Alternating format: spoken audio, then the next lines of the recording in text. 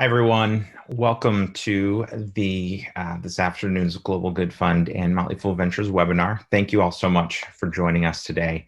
Hope all of you are doing well, staying safe, staying healthy, staying strong. And thank you for joining. We've got some really terrific information that we'd like to share with you this afternoon. Today's topic is management training and workforce management during a crisis. And just a quick housekeeping note, you should see at the bottom of your Zoom screen, there's an opportunity to submit questions with the Q&A button. So as we're talking during the presentation, feel free to write some questions and we'll get to hopefully all of them, as many as we can, certainly in this presentation. And you can start writing those as soon as they come to mind, and we'll be collecting those along the way. Let me welcome our guest today, Claire Kennedy. Claire is Vice President of People Operations at Axios, and Axios is a startup media and tech company that was launched in January 2017. Claire is responsible for all talent acquisition and talent management, including the more traditional HR pieces that you may know. Claire serves as chair of the volunteer council that supports Global Good Fund, and it's called Young Executives Council. So she's very involved in Global Good Fund, and she's been involved in with the group for the past 5 years. So really excited to have her with us today. And the format is going to be pretty simple. We're just going to dive in, and we're going to ask Claire some questions, some tough questions, important questions that are on people's mind. And Nazleen is going to join us as questions come in from all of the attendees. So with that, let's just kick things off, and we'll just go through the questions and go from there. So Claire, let's just start. How did Axios initially respond to the crisis? And thinking back now, just a few weeks since then, what did you learn so far from the approach that you can share with attendees today? Yeah, thank you, Rob. And hello, everyone. It's an honor to be here. And I love always speaking and engaging with the Global Good Fund community. So thank you so much for having me. I will try to shine a light on as many of these questions as possible today. But when you ask, looking back a couple of weeks, it feels like it's been a couple of months. It's a stark reminder that it's probably only been a little under a month since really the big fallout happened. So I'd say initially we found ourselves in the bucket, I think, that a lot of people did, which was monitoring the global situation and monitoring the more national situation here in the US and trying to decide when the right moment was to call it. And as you'll recall, I think it was right around that Wednesday, March 11th, that it seemed like almost, at least in our categories of media companies and tech companies and companies we were really looking at, all kind of took action about the same time, which was that Wednesday, Thursday, Friday window. So we had a really good, healthy debate, honestly, internally on Wednesday, and trying to decide, when was the right moment to call it and move all of our staff to work remotely. And I'd say we did so pretty quickly. I think looking back, my biggest takeaway is you can never break too soon or take too serious of an action when it comes to the interest and the health of your employees and the safety of your employees.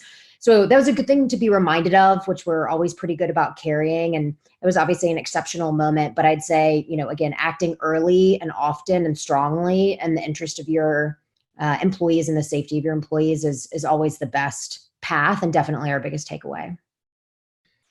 And as you think about leaders in other organizations, especially entrepreneurs who are going through something for the very first time, because this is very different than anything that we've seen. What are some things that you can share with them? Just maybe some advice you can provide for them, how they should be handling it. What would be best for them and their teams right now? Yeah, well, first, let me say this is an exceptionally hard moment. So my heart is very heavy for all of you in leadership positions, but it's also a kind of once in a lifetime opportunity to shine as leaders. And I know everyone in our orbit is uniquely suited for this moment. So let me just say it's really hard, but it's also an incredible, time to shine. So pieces of advice, a couple of things I've been thinking about over the last several weeks. The first is, as entrepreneurs in particular, do what you do best and pivot. Turn this moment of chaos into opportunity and do so unabashedly. Your first kind of responsibility, I believe, is to that of your employees, those that you have come work for you. It's those are the people that you're first taking care of above consumers or broader audience or anyone else. And in doing so, I think your people will understand and respect that you're not necessarily taking advantage of a moment. You're turning what is an otherwise very difficult situation into a moment of opportunity for your company. And that in the long run is what's going to provide not only security for your people, but when it comes to the people in the Global Good Fund orbit, all of your organizations serve a critical and serve a critical social good globally. And so acting in your best interest to pivot and turn this moment of chaos into opportunity is your responsibility. And I think people will commend you for it and not see it as, again, capitalizing on an otherwise challenging time, which I've gotten questions about. The second big thing that we've heard from almost everyone in the organization we've checked in with is there's no such thing as over communication. And it might sound very simple, but really test the limit on how much you can communicate. Pick a good rhythm, at least weekly, if not bi-weekly, and communicate directly with your folks. Try also to do so in a way that they'll consume it.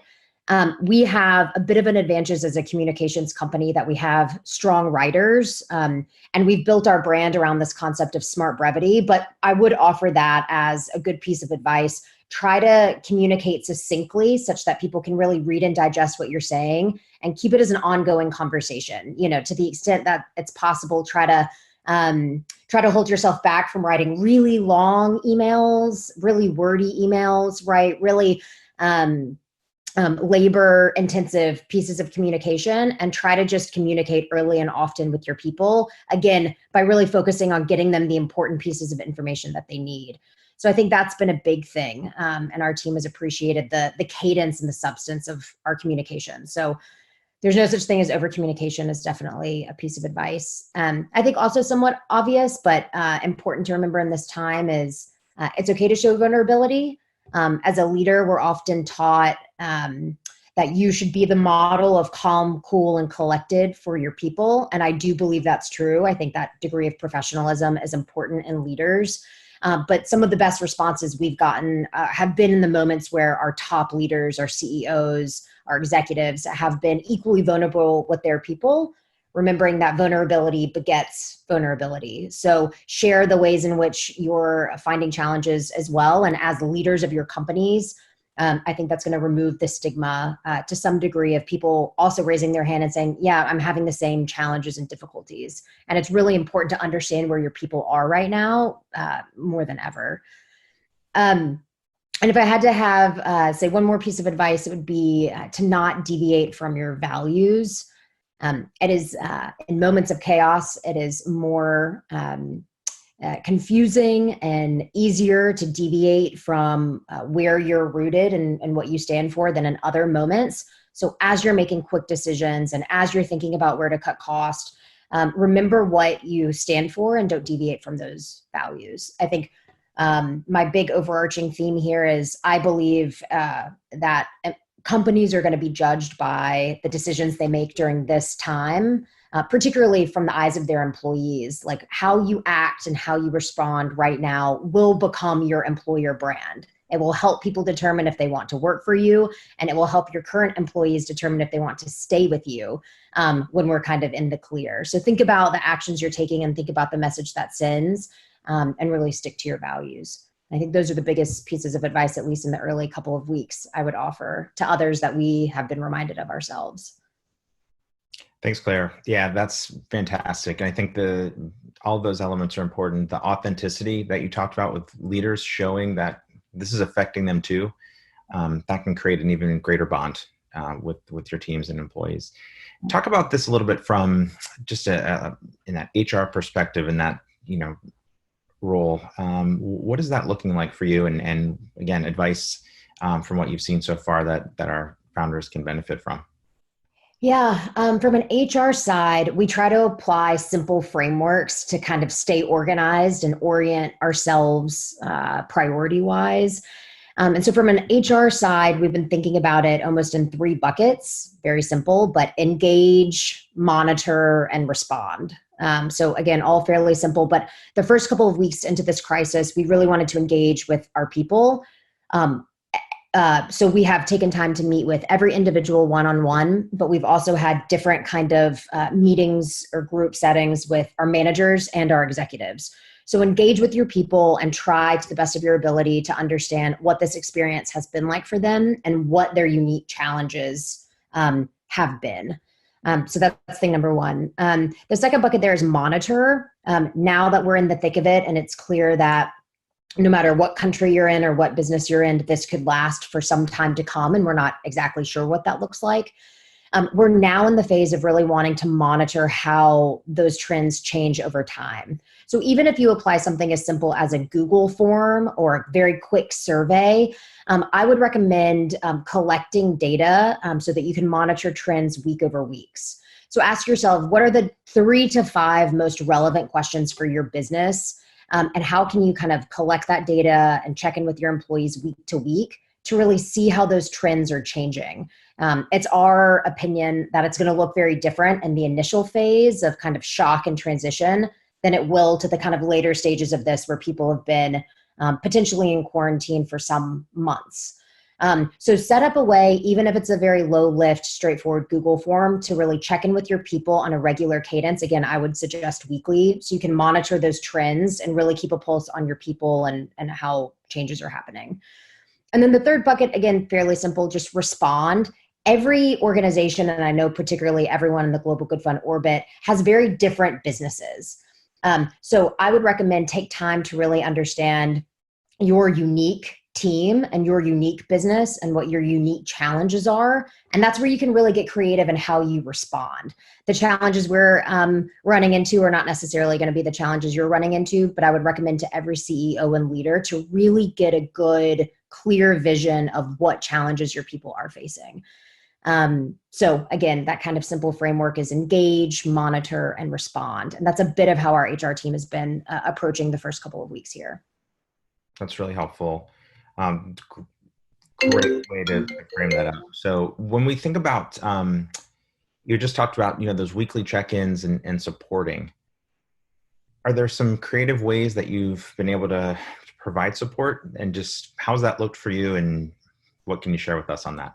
Yeah, so a couple of things that are probably bespoke to us, but first I would offer tap into the unique talents of your people. That's been what's really been the most innovative and interesting ideas have been coming from on our end. As an example, one of our engineers has been practicing meditation for years and years. She's actually not certified or like a practitioner in any way, but she kind of raised her hand to say she would be willing to do a guided meditation. So we did that for the first time 2 weeks ago on Monday evening, and there was a great turnout and a great response. And so people immediately asked if she would do that every Monday evening for like 30 minutes at 6 p.m. after work. And she's graciously offered to do so. And people have gotten a ton of value out of that. And the response has been incredible. And again, that's something organically that bubbled up when we asked ourselves, like, what are our internal resources? Another example of that is actually a panel that we did. We call our sessions Stay Smart, just any sort of hour trainings for folks internally that again bubble up based on the kind of talents of people on our team. So we had a Stay Smart session about managing remote employees and remote work. We had the benefit of having managers that are already remote managers. So we collected a really diverse set of them to have a panel style conversation where they gave us their tips and tricks and kind of best practices. So that's one thing that everyone can kind of take and make their own, is ask yourself, what are the unique talents of people on your team, and how can you offer that and lend those talents to everyone else internally in your organization? Another thing I'd say we've had the best response from, which I know we're in a very lucky position to be able to consider, but we actually set aside a small fund for emergencies for employees. And we intentionally kept the terms of that fund a bit vague. We outlined it that it was really set aside for financial urgency of any of our employees or their immediate family members, and we put a cap on it. And so if you as an employee have someone in your immediate family who's been laid off, or you're facing some sort of other financial disaster, you can actually apply for that limited amount of funding. And so, as you can imagine, the feedback from people just knowing it's there has been tremendous. I know a lot of organizations right now are in a very tough spot where they don't have funds to set aside. But if you do, taking those types of actions, at least speaking from our experience, has had just incredible feedback from our people. So it continues to evolve. We have a brainstorming session almost every morning about how can we creatively both understand and address the needs of our people. And so that kind of brainstorming, if you put the time and energy into doing it, I think you'll come up with some interesting creative responses for your own organization. And I want to go back to something that you mentioned a little bit earlier, which was, kind of that communication and over communicating. When you think about how this is such an evolving kind of time, an evolving situation, there's questions that will come up about all aspects of the business. Is there sort of a template that you've created, or how do you even evolve those communications each week to make sure you're updating people on what you feel like they should know? Yeah, a couple of practices I'll highlight. The first of which I'm sure every organization has some version of, which is a staff meeting. We actually collect anonymous questions in advance and answer those questions in real time. It feels small, but just adding anonymity in a time like this gives people the space and the freedom to ask questions they might otherwise be embarrassed to ask.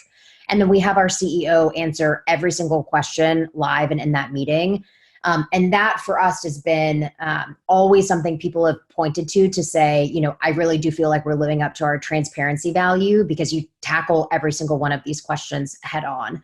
And from our perspective, it's much better to know what questions people have and how they're really feeling than to not solicit and answer those types of anonymous questions. So I would offer that as a super useful tip, and whatever forum is best, give people the anonymity to ask questions again they might otherwise be embarrassed to ask.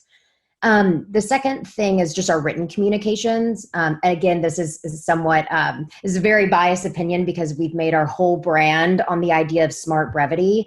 But when you're writing for your audience, particularly as there's so much new and changing information, just try to hold yourself accountable for doing it in a way that you think people will read that and update. Recognizing people have a lot of information, there's a lot going on in their personal lives. How can you take that 9-paragraph response and make it a 45-second read? Because at the end of the day, it's most critical that people are actually reading and engaging with your updates. And I personally have heard from a lot of friends that are in organizations that write the very lengthy emails, and what you're trying to say to your people gets lost in the wash.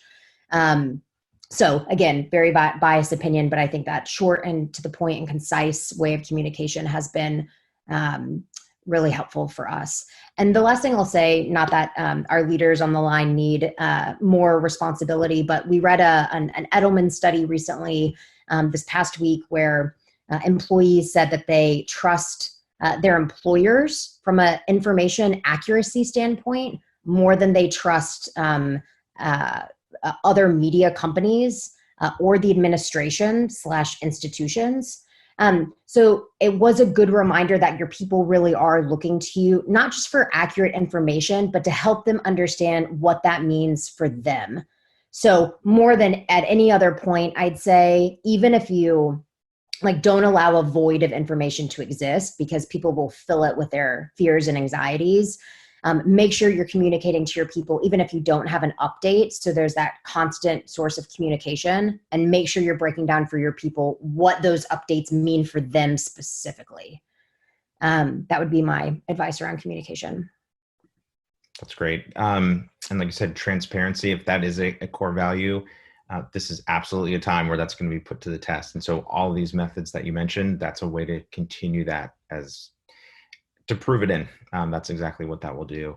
So I'm going to ask a few more questions, but definitely want to make sure that for our attendees that you're using that Q&A option, and we'll get to your questions in just a couple minutes here. But just in terms of health and keeping track of everyone, can you just talk a little bit about how you've done that? We're all spread out now, and you don't have those in-person, face-to-face interactions like we're used to. What have been some good tactics that you've used that you can share? Yeah. And I'd say, and I recognize that not everyone has an HR team to kind of activate against this problem.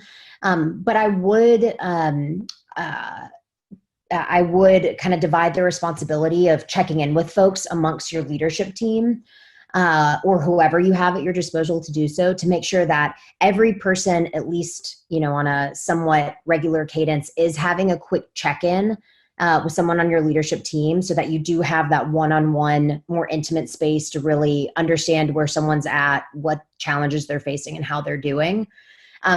But to what we said earlier, that's a bit of a manual lift, depending on how many employees you have. That can take a lot of time. So I would think about instituting those simple approaches for collecting a consistent kind of data set of questions week to week, so you can really monitor how trends change over time, again, depending on the size of your organization. But the big thing here is to make sure your people know that they are your priority. So however that's best for your organization, you want to make sure that communication is happening in a regular cadence. And you are doing your due diligence to really see how people are doing and collecting that information. Yeah, and thinking just even today, like when we're done, what are you going to be going back to? Like, what are some of just the biggest kind of priorities and things that you're working through? Big obstacles maybe that you're facing as you think about, your team and their health and everything else. Yeah. The obstacles we're facing, that's a big question. And I know everyone has a very big set of those. So a couple of things that are top of mind. One is, unfortunately, we need to plan for people to get sick and to be out. And so what is a more traditional HR practice, but has never been more timely or more important, I'd say, is that kind of succession planning or backup planning, where if someone needs to go out for a couple of weeks as they get sick, or if a family member gets sick, what kind of overlap do you have to make sure there's no kind of single point of failure for your business? So we created just a very straightforward Google Doc template that we sent around to our leaders, asking them to outline, if there was anything in their world they were working on that if they were out for a couple of weeks, no one else knows how to do. And that's just a really good thinking, and that's just good planning to carry on at all times. You should never have a single point of failure. But now more than ever, it's important to understand, what people are working on, what priorities, and where there's backup. And there should be a bit of a backup plan everywhere you are. And that's something that, again, your leaders can help you map. From our perspective, we have a big newsroom and a lot of reporters. So one of the things we've done is actually identify a big database, or a big kind of collection of names of freelancers who, if we needed to engage to do a little bit of freelance work, again, in kind of a state of emergency, we already know some of the people that we can reach out to for backup. And I know that's not a position everyone's in. A lot of people are already looking at keeping their current employees fully optimized and employed. But that's something we've at least been thinking about. Should we need to have backup for any of our kind of reporters or editors? So if that's applicable, I would offer that. The other thing I'd say, which has been a big topic that's been raised, is this concept of boundaries. People are really looking for your organization to help them set boundaries. And that's been a really big ongoing conversation. And so what I would offer from Axios's point of view is our stance so far has been to say, each person is in a super unique situation, and there's not a one size fits all. So we're not going to go so far as to some of these other organizations to kind of mandate stop times or break times. We want you to really take your own situation and make it work for you. But what's been interesting is, from some people we've heard, that's not enough. So it's a really interesting, frankly, just complication we're thinking through. And where we've landed this week is that we're going to have more explicit conversations with our managers, those frontline managers, to make sure that they explicitly are having conversations with employees and asking them what's coming up for you this week, where do you need breaks, and inviting the conversation so that people don't have to raise their hand and say, hey, I need a break on Tuesday afternoon to take my child somewhere, or hey, I need to take care of a family member on Friday. So that's been one big thing, is this topic of boundaries. So again, what I offer there is our stance has been, we cannot set those for you. Everyone's in such a unique situation, but we're going to be super explicit, both from a manager perspective and a company perspective, in saying, we encourage you to find what that new routine is and to draw your own boundaries. And you should know that we'll respect those and to the best of our ability work around them. But I've been surprised to hear how many different people have said, I really need help setting boundaries. I'm in my home with my computer all day. What's stopping me from working all night? It's like, well, it's a great question, but it's not going to be the same for every person. So we've really held back from saying, no, okay, we'll help you dictate what that looks like. Because at the end of the day, people, particularly on this call, have employees in different countries and different time zones with different family situations. But that's been one challenge, is helping people set boundaries without overreaching, from my perspective, and telling people how to navigate this.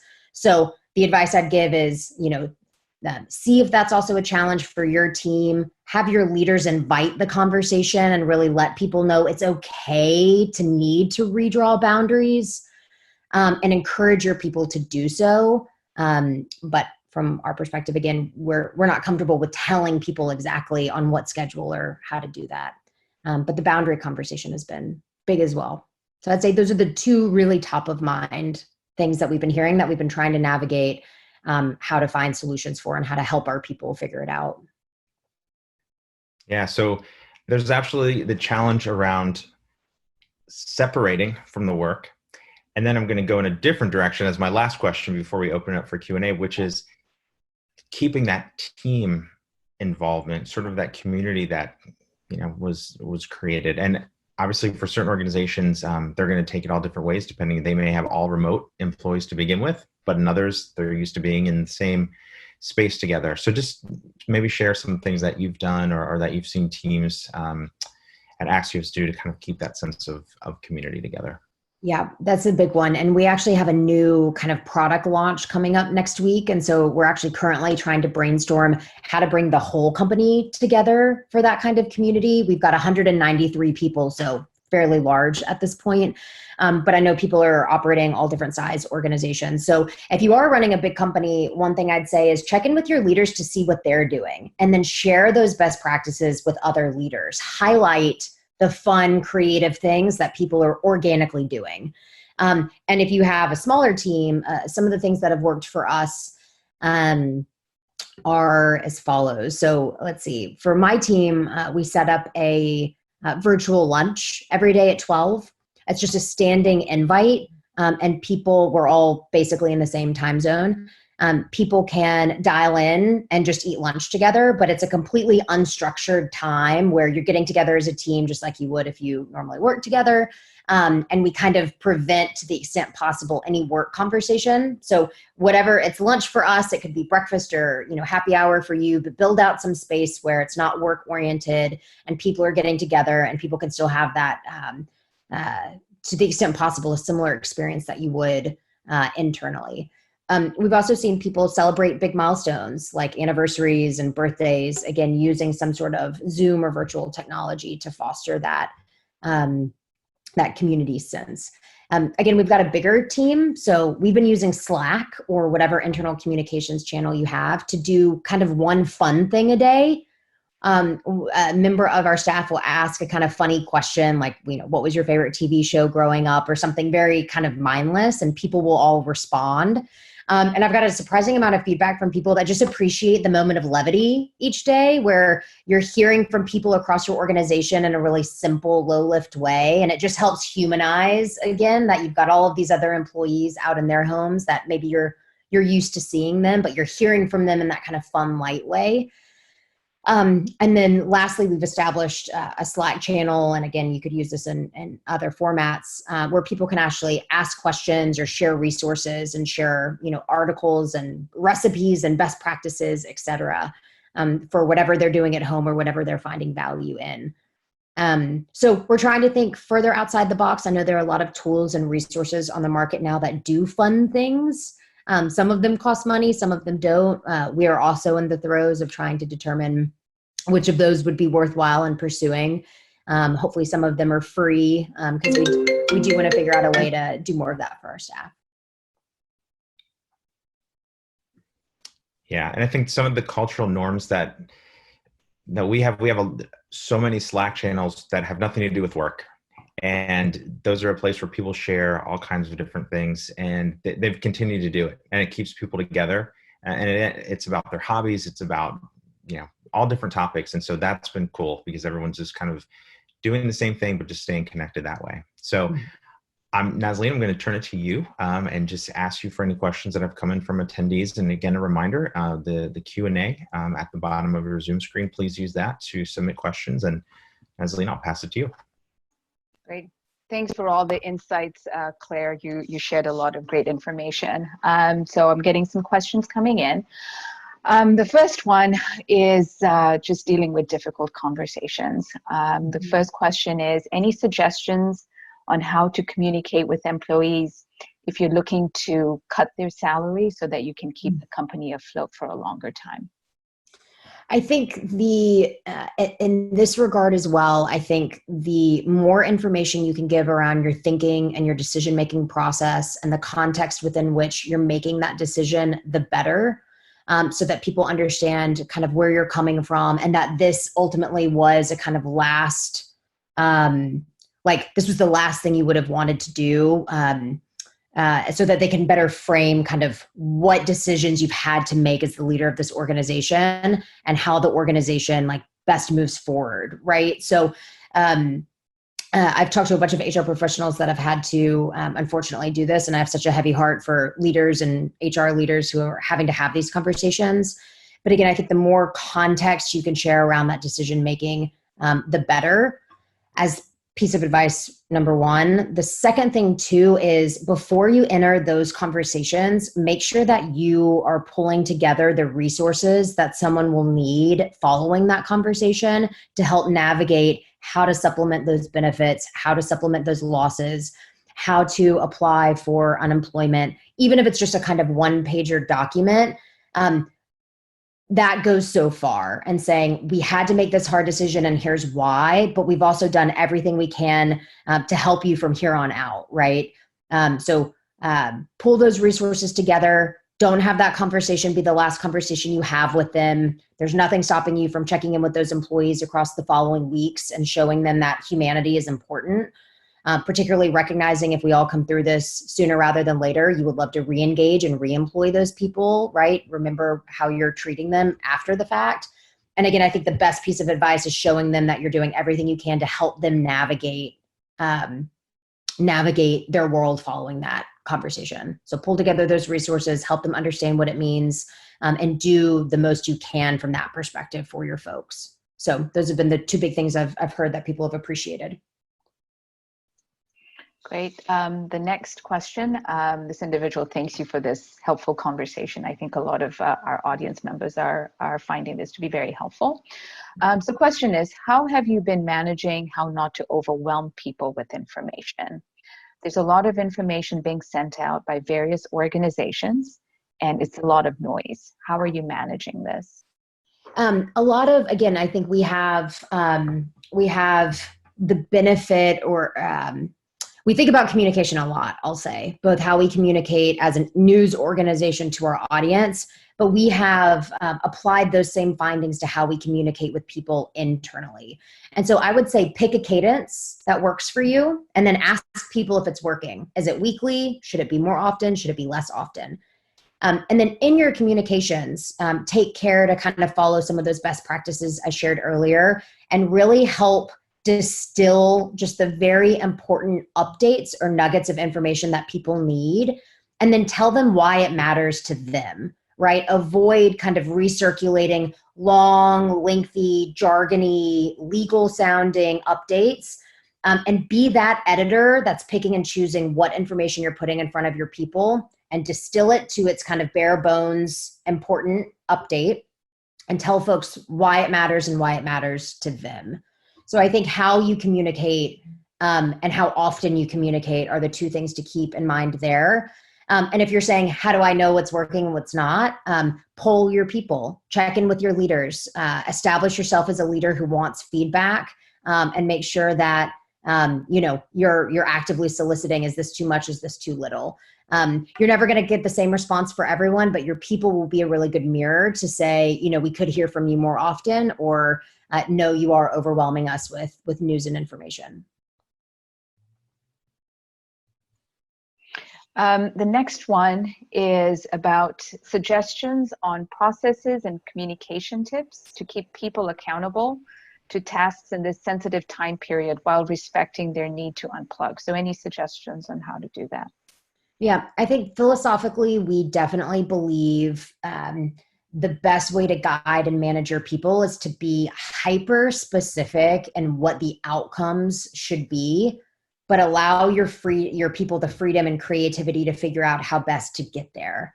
And so everyone's got probably different tools at different sizes and stages of organizations for how you manage work.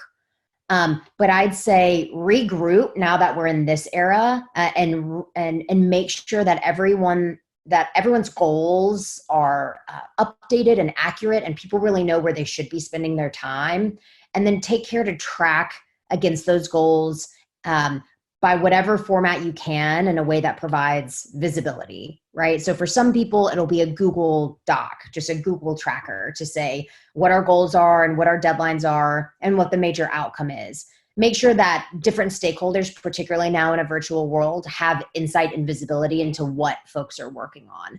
And again, for this question, and frankly, for all questions, I know people on the phone and in the GGF community run such different kinds of organizations, different countries, different locations, different sizes. If you have any specific questions, please consider me a resource. From here on out, my email is simple. It's claire@axios.com, and we can circulate it thereafter. And I'm happy to take that kind of general response and make it more specific to you based on the budget and the tools you already have in place. But I think make sure people have clarity of goal, and then make sure the relevant stakeholders have visibility into it, so that you can really see, if you're hitting those targets and moving work forward. But the last thing I would say to that question is restrain any desire to make your people feel like you don't trust them, or you don't trust their productivity, or you need to kind of overdo it, right? I think that was the initial response I saw a lot of CEOs is, oh, our productivity is going to take a dip. What do I do about it? And that's a relevant question. It is. And you should set up a system to track that. But take care to make sure that your people don't think that that's your number one priority. Make sure that your people know you trust them. And offer more grace than you normally would where you can on moving deadlines or moving targets, and make sure that people are really working together as a team. That sort of approach is going to it's going to create such a specific kind of response from your people that I think it's really important. When they know you're looking out for them, and you're being open-minded and understanding, again, of this incredibly unique challenge, I think they will be more motivated to get back on track, right, and hit those deadlines and work together as a team, than if they feel like you don't trust them, or you want to track their every minute, or you want to know that they're online every minute of the day. It's a very natural human impulse as leaders of the company to freak out and worry about that, but do not let that show with your people, particularly in this moment. It's still such a time of transition. So I think that's probably the more important answer than my first pretty vague one. But again, I'm happy to help people think through your unique situation and how to track that productivity. And this next question is somewhat similar, and also goes back to a theme that you had talked about earlier about engaging, monitoring, and responding. I have a team member who's struggling with working remotely. What tips do you have to help me get them more engaged? Again, and I don't want this to sound like a not specific enough response, but I think really fully understanding, my favorite phrase is, a problem well defined is half solved. So really check in with that person and understand the nuance of why it's not working for them. We have a lot of employees saying, I don't have the right equipment. Okay, that's something we would want to consider on a case-by-case basis. We've got other people saying, I'm struggling to work in this kind of virtual environment against a normal schedule because I'm looking for my kids. So in that arena, I would help that person think through what's a better schedule for you. Again, based on the uniqueness of that situation, and so on and so forth. So virtual work can be hard for a number of different reasons, but I think the most important thing to do in this situation first is to understand exactly why it's a challenge for them so that you can better meet them where they need to be and offer that support. And again, once you check in with that employee, if you want to come back and tell me a bit more of the specifics of the situation, I'm happy to help brainstorm. Great, thank you so much, Claire. There's a participant who's just posted for us to remind everyone that if you are based in the United States, that there is the Paycheck Protection Program that small businesses and nonprofits are eligible to apply for. So please take a look at the SBA.gov website for that. And Claire, those are the questions from our participants. I'll pass it on to Rob now. Well, I just want to say thank you to everyone who asked a question.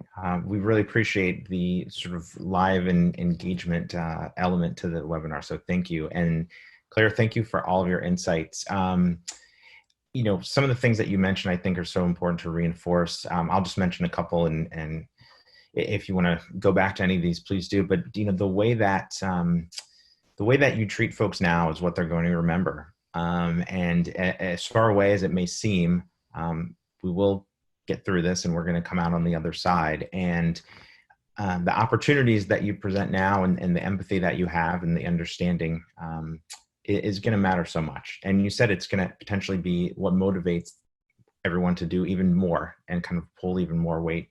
But at the other side, if you didn't treat them well, and I've heard some stories, even some neighbors that I see from a distance as we're walking, sharing some things with me. And, I think it's just, there's a right way and a wrong way. And I think, as you said, really think thoroughly about how you're treating folks now. I really liked what you mentioned about communication and really just the challenge of what to communicate and when, but really thinking about a schedule and then asking, does that make sense? And really that outreach. And I'll just kind of wrap there, but go back to you if you have anything else you want to add before we close down. But just that finding the way to understand what's going on with each individual, because everyone has a unique situation, as you mentioned, and, trying as best you can to understand what that is, that you can assist and you can help, because for some people, this is normal and fine. And I, have some colleagues who have been doing this for years and this is just no big deal. And others who've been going through a lot because they're very extroverted and it's hard to be away from folks and everything in between. So finding that time to stay in touch and to do what you can and make time, even for those fun things that you mentioned, that could seem frivolous, but those could be a difference maker for people who just need that, that in their day. So anything else, Claire, that you want to mention, or Nazaleen, before you wrap? Just a nod to some of our best ideas and practices have come from our own people. So this is one area where you can be vulnerable and saying, hey, as a leader and a CEO, I'm navigating this for the first time as well. If any of you have any ideas about how we can foster community or how we can celebrate milestones or how we could be communicating better, having that dialogue with your people by whatever way is best to establish that, and then really checking in on a weekly basis is what's going to ultimately help everyone on the call keep a really clear sense and strong understanding of where your people are at and what they need so that you can respond appropriately. Because again, everyone is running such a different and unique situation. So I hope some of my kind of top line ideas or approaches could be broadly applicable. But again, if any of you want to talk about any of the above, specifically, I'm a resource for you, particularly around communication and how Axios communicates with our internal employees. So I can't say thank you enough for having me. It was an honor to be here, and I'm such a big supporter of this community. So let me know how I can help pass today.